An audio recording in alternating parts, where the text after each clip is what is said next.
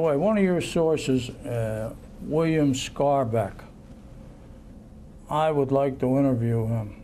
Can you arrange that? Well, I can talk to him. I don't know if he will do it. If I don't interview him, I'm going to try to depose him if I can find him.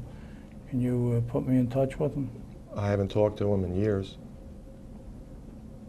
Okay. Did he retire to Massachusetts? I don't know where he retired from. Okay.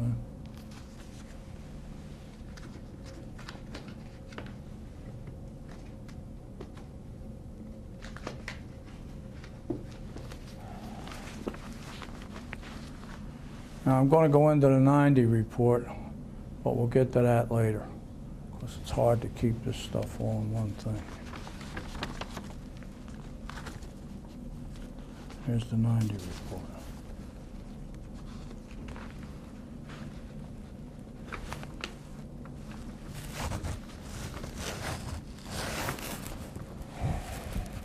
I wanted to ask you about these letters.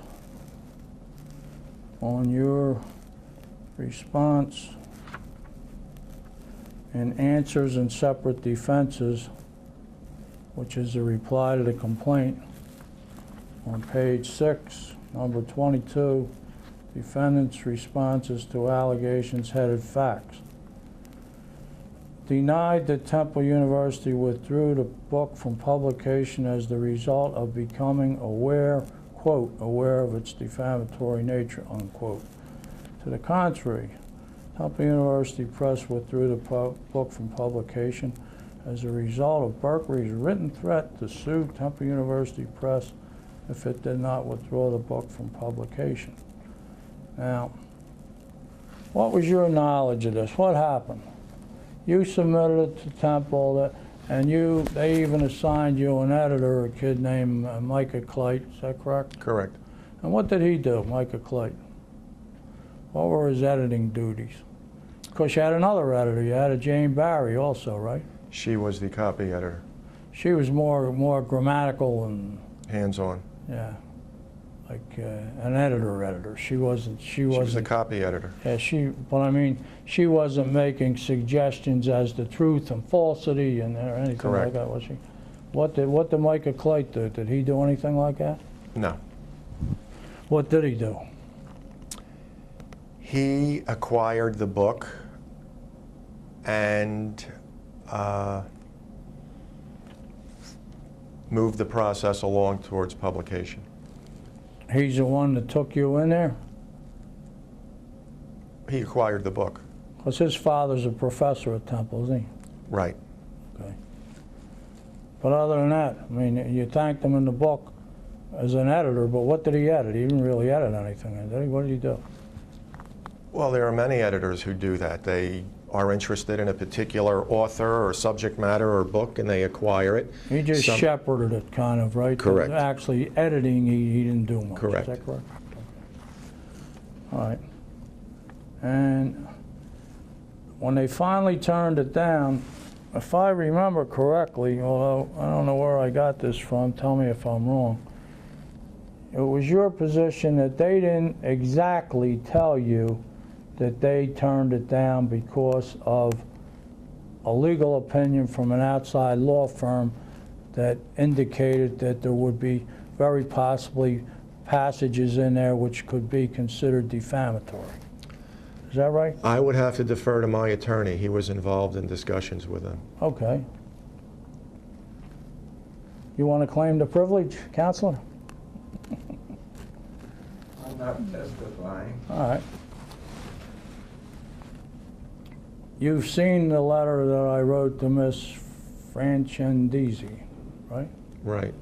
And you've seen, or have you seen,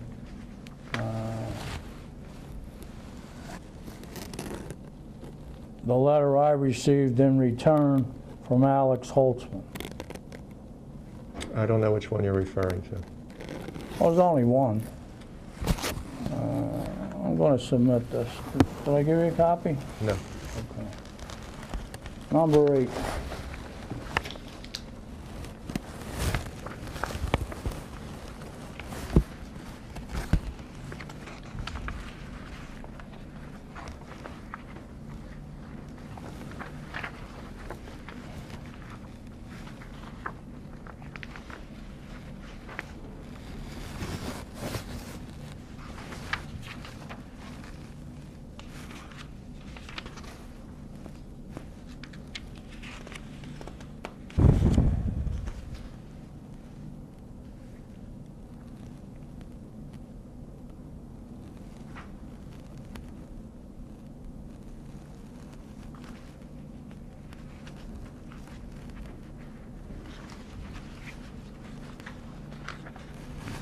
Would you mind reading my letter to Miss Franch and Daisy?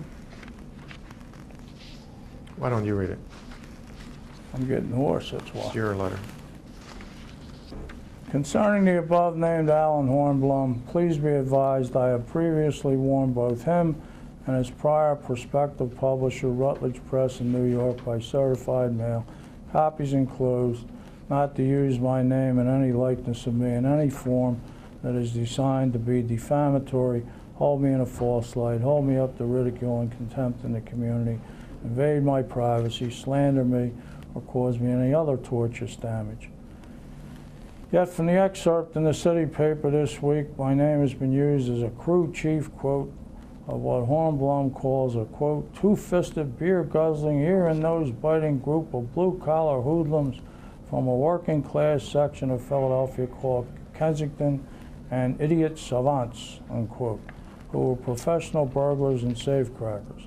Hornblum has also chosen to submit my picture out of about 8 others, although he claims I believe the so-called gang numbered about 100 for the above excerpt. It further appears that a photo of me is also displayed prominently on the front of the dust jacket of the book.